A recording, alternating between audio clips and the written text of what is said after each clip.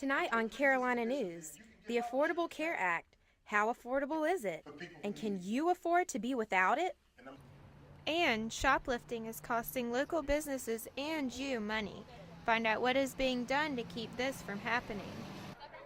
Take a look at this. Over 100 USC students and local chefs gathered on the Horseshoe.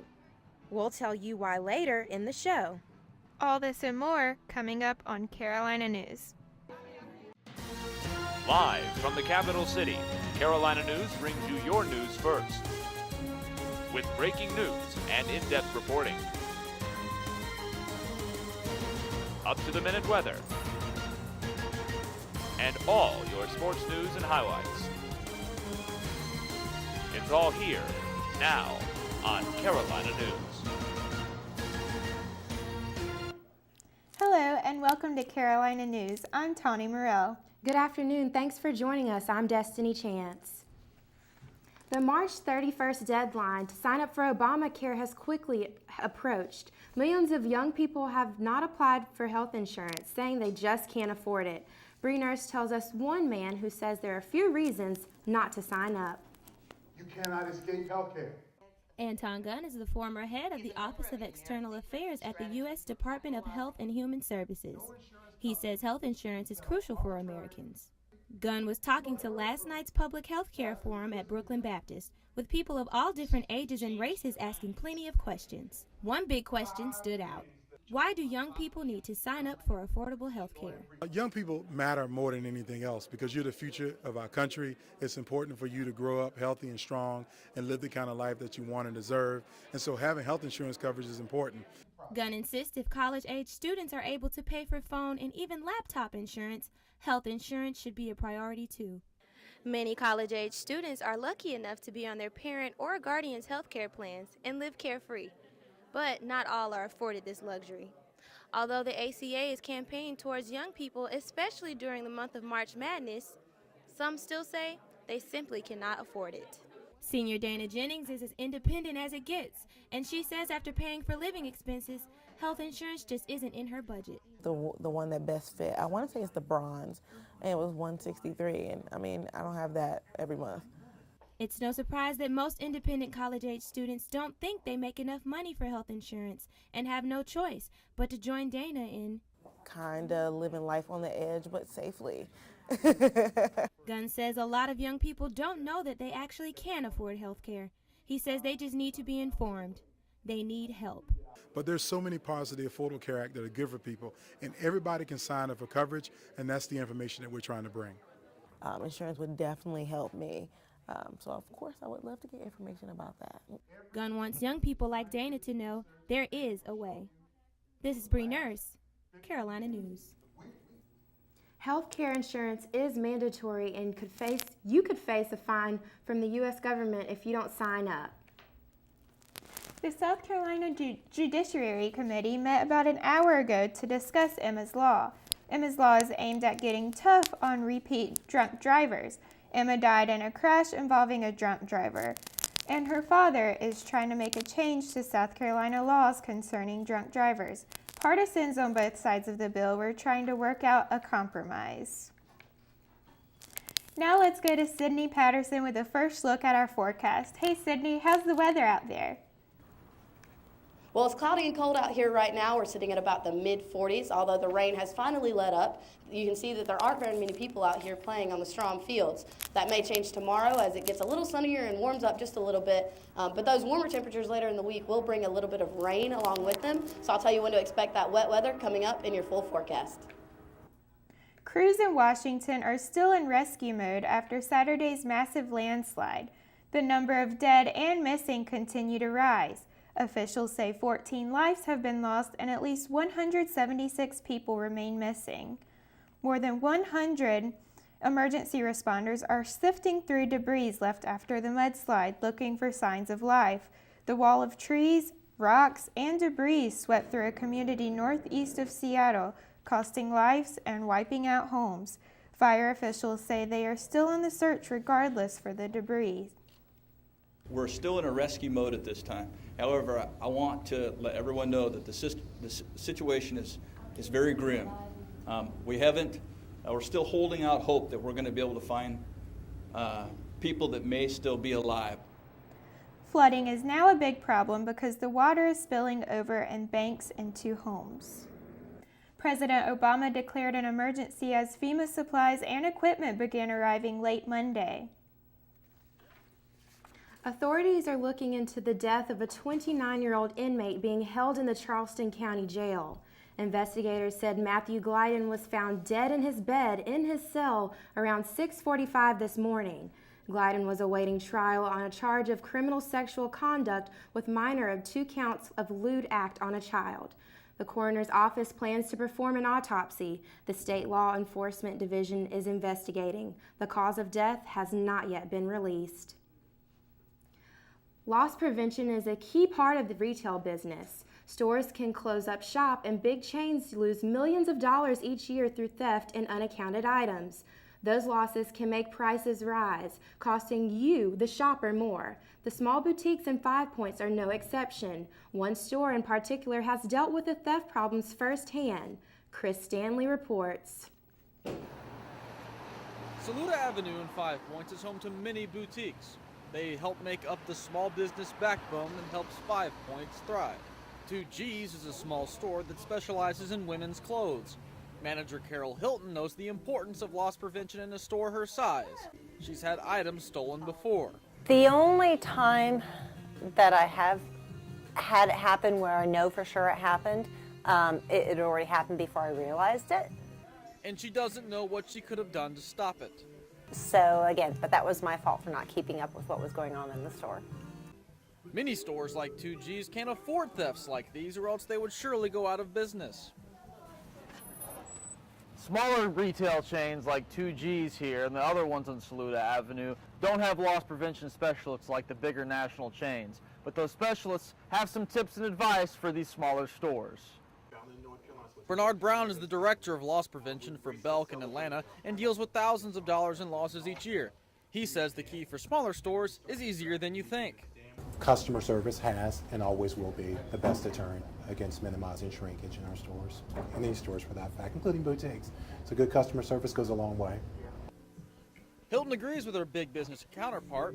Paying attention to every person in your store makes it harder for a shoplifter to hide a theft. Just providing help will, I think, automatically prevent loss. So Hilton says she'll be ready next time someone dishonest tries to get the best of her. Just keep your eyes open and your head on a swivel. Chris Stanley, Carolina News. Bufford says that paying attention to customers could prevent 35% of all thefts in American retail stores. An outbreak of mumps that was first reported at Ohio State University has spread beyond the campus and into the community. Columbus Public Health says as of Monday, 63 cases of mumps were reported in Franklin County, Ohio. 45 of those cases are linked to the university outbreak. Mumps is a highly infectious disease that spreads as the same way as a cold or flu. There is no specific treatment for mumps, and patients usually recover in 1 to 2 weeks. College of Charleston students are not happy with who will be their next university president. More than 200 CofC students protested against the hiring of Lieutenant Governor Glenn McConnell yesterday. Students say the Board of Trustees did not listen to the will and wishes of the student body. The college's board made the announcement on their website Saturday night. The vote was unanimous, and McConnell was one of the 3 finalists up for the position. McConnell says he will meet with the students as the time passes to give them a chance to get to know him. Wow, that's really unfortunate for Charleston. Yeah, I agree. Well, on our campus, see what's cooking on the USC Horseshoe after the break.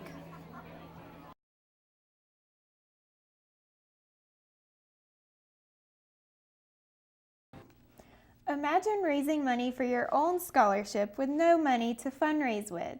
That's exactly what one class at USC has to do. Emily McDonald has more on an event that's about more than fundraising. Over a dozen of Columbia's chefs came to hand out their food to hungry guests in honor of late Professor Jules Purnell, who passed away in 2011.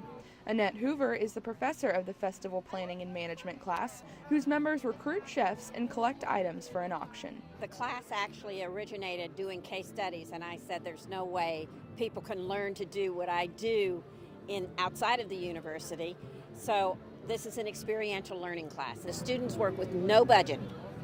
So everything that you see has been donated by someone. The event featured many different foods and an auction of anything from framed pictures of iconic people to signed sports memorabilia. Students in the class say it gave them a real-world look at their future careers. It's been a really fun experience, and I think this is the most I felt prepared for the real world ever, like in my college career. Although food and music may have taken center stage for the night, many came out in memory of Chef Jules and to support something he believed in. Jules was a personal friend besides a chef, and he was a great mentor to a lot of the students. And one thing he hated more than anything else was to have students in debt. And so we wanted to do something that would be in perpetuity, and what's better than an endowed scholarship? Some of the chefs felt the same way. I knew Chef Jules. I didn't have any classes with him, but through my association with him, he became a good friend of mine. It makes it special. Over 100 people showed up to sample the chef's wares. The amount raised hasn't been totaled. Emily McDonnell, Carolina News. Students in the HRSM program can apply for scholarship. Many students may not be aware of the emergency food pantry created just for students. The Gamecock Pantry provides emergency donated food items to students in need and are currently working on expanding into the Columbia community. The director, Claire Kempton, is extremely passionate about this project. She says that students are really benefiting from the pantry and that signing up for it is just simple. This is a quick and easy access. You fill out an online application, your first time application that you only fill out once a year so that we could just get statistics to see how much more we could help, how many students are coming in, and that's it. That's it. And then every time you come in, you just let us know what kind of food you want. The pantry is also the first student-run organization out of 400 organizations on campus that give back all of the proceeds to aid fellow USC students for free. Applications for use of the pantry are available during operating hours. The pantry is open Tuesday mornings and Wednesday and Friday afternoons. A nude man threatening to harm himself was talked down from the Lake Murray Dam on Monday. It took 8 hours for the Lexington County Sheriff's Department to talk him down. Officials say deputies arrived at the scene around 11:30 a.m. After several hours, crisis negotiators were able to get the man to come to them. The unidentified man was taken to a local hospital to be evacuated. Weather specialist Sydney Patterson is out by the Strom Pool right now. So, Sydney, does it seem to look like spring yet? Well, it's not quite time to dust off your bathing suit and head out to the Strom Pool just yet, but I'll tell you when you'll at least be able to take off your winter coat coming up next.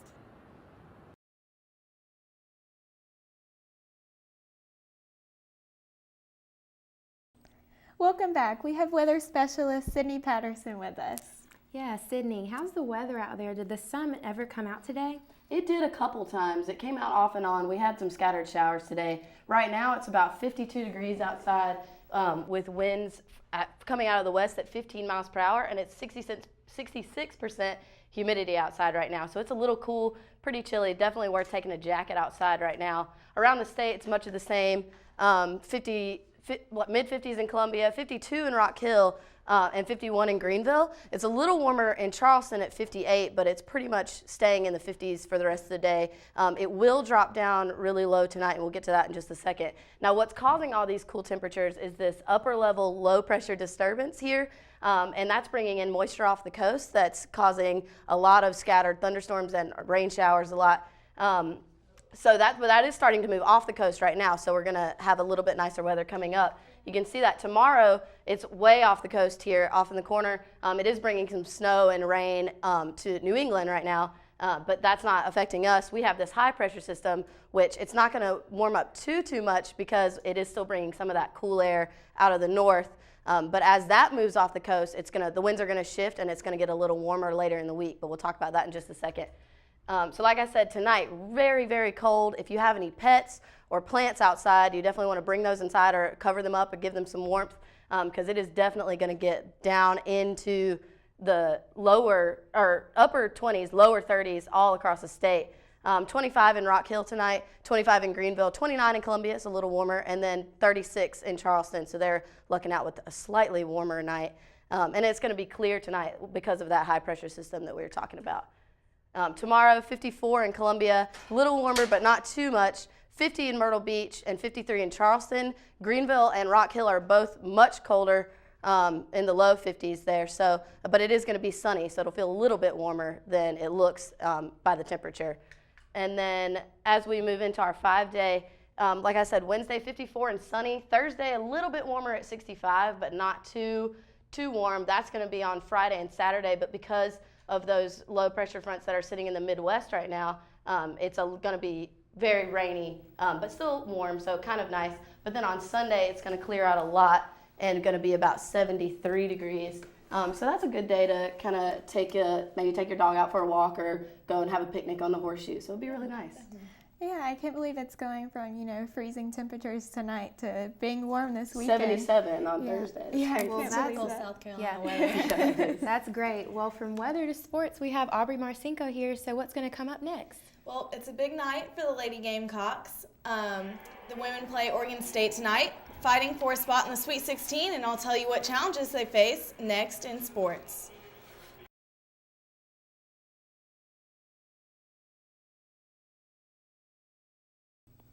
I heard that Oregon State has a lot of height on their team. Yeah, will this be a big problem for our women's team? Yeah, it certainly will, but if they can pull off this win, it will be their second Sweet 16 appearance in 3 seasons.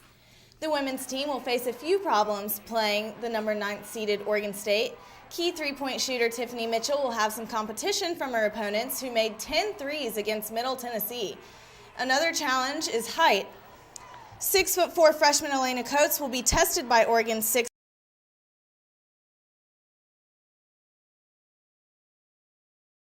guard Sydney Weiss. She had 5 rebounds, 4 assists, and 6 threes to win over Middle Tennessee, and Dawn Staley is well aware of this. She is the head of the snake, so to speak. So if we can somehow get her out of the flow of what they want to do, I think it will have a trickle-down effect. And despite talk of early season losses and weak non-conference schedules, the SEC has 3 teams playing on in the Sweet 16. The Pac-12 and the Big Ten are the only other conferences that have 3 teams in the round of 16. Number 1, Florida, number 8, Kentucky, and number 11, Tennessee all advanced over the weekend. Florida will face UCLA Thursday night in the South region. Kentucky, which gave Wichita State its only loss of the season on Sunday, goes up against Louisville in the Midwest region. And Tennessee plays second-seeded Michigan, joining the Wildcats in Indianapolis Friday night. Softball begins a 7-game homestand tonight, hosting Furman at Beckham Field. The Gamecocks will have to pick themselves up after losing the series this past weekend against Tennessee. The team has a hopeful record against Furman, South Carolina winning 58 out of the 69 meetings. USC will need to look out for Furman's Ambry Mueller and Nikki Lake's speed. The two have combined to steal 11 bases in 12 tries. The game begins at 5 p.m. USC baseball also begins a 6-game homestand tonight, playing the College of Charleston. South Carolina is ranked number 2 by Baseball America and number 3 in the ESPN USA Today coaches poll. South Carolina won the 3rd game in the series over the weekend against Kentucky, thanks to Joey Pancake, who has a current 10-game hitting streak. The last time the teams met, the Gamecocks had 14 hits, including home runs from Pancake, to defeat the Cougars. And Paris Palmer, a junior college offensive lineman, has verbally committed to South Carolina. The 6'8", 305-pound tackle had other offers from Ohio State, Miami, and Penn State, and his decision makes 6 committed players for the 2015 class, which ranks 11 nationally in 24/7's sport composite rankings. Yeah, I'm so glad that South Carolina is getting all these commits. Yeah, hopefully the football team will really look up next season. Coming up, see how one deaf dog overcomes his impairment.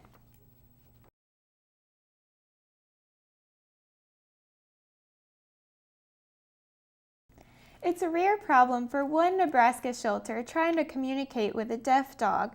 For this pit bull mix, that means learning sign language. That's right, signing. With one sign at a time, 4-year-old Rosie is learning to connect with every sign volunteers say. Rosie is becoming more socialized. Rosie is available for adoption, and anyone interested will be taught signs to communicate. Well, that's really cool for Rosie. I only know how to do my name in sign language. Like I don't even know how to do sign language. So, Sydney, let's take one last look at the weather. Yeah, well, like I said earlier, it's going to warm up a little bit for the rest of this week until Friday, when it's going to shoot up into the mid-70s. Friday and Saturday are both going to be really warm, but it is going to be raining both those days. Sunday's probably going to be the nicest, 73 and sunny. Good weather for the baseball game. Yeah, definitely nice.